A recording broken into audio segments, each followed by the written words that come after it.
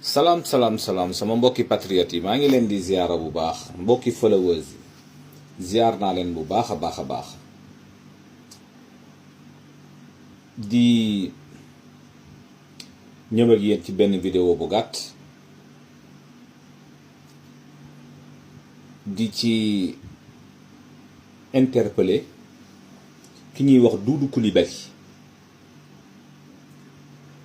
Doudou Coulibaly dama ko gis démb ci benn plateau mu wax ju ñàkk teggin mu wax ju xeebu jëmale ko ci le premier ministre Ousmane Sonko naan dafa wàcc ci tali bi xeex en 2021 Doudou Coulibaly yow 2021 fan nga xeexee 2023 fan nga xeexee fan nga wàccee ci tali même bu fekkee ne dangaa wàccoon ci tali cela ne te donne pas l'autorisation nga yëkkati kàddu yi ni mel jëmale ko ci président Ousmane Sonko. Doudou Coulibaly ci réew mi nga bokk. Doudou Coulibaly ci journaliste yi nga bokk waaye loolu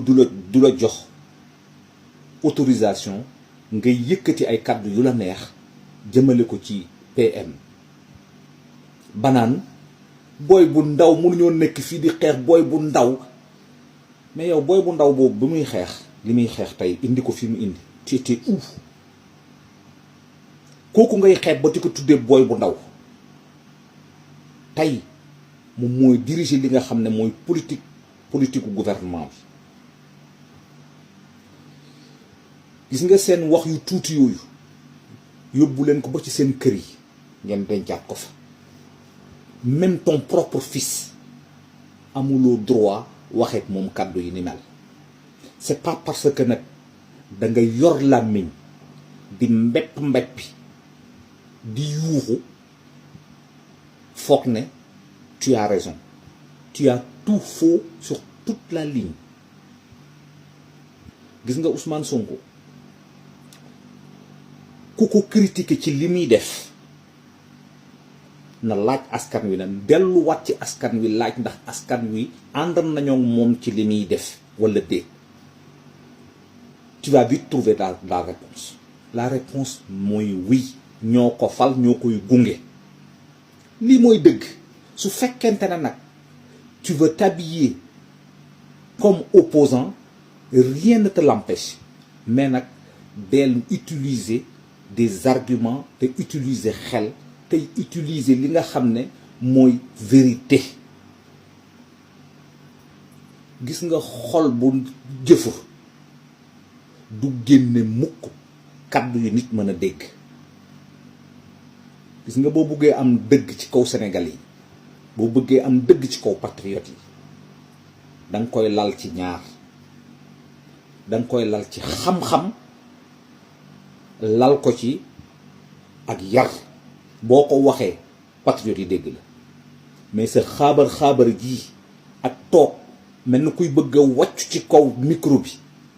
taxul benn patriote dégg la taxul benn patriote topp la ma di la xamal nag ne 54% yooyu boo ci jëlee ñi lay topp yaag ñi doon wut parrainage wala def élection di am ay 0,000 ci ñooñu ngay bokk kon il faut savoir raison garder booy wax nga utiliser des mots yoo xam ne yi nopp mën na koo dégg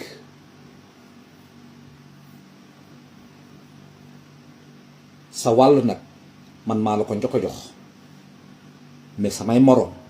dina ñëw jox la sa wàll parce que ku xamadi ko ku réew nga amuloo benn yar amuloo benn savoir vivre amuloo benn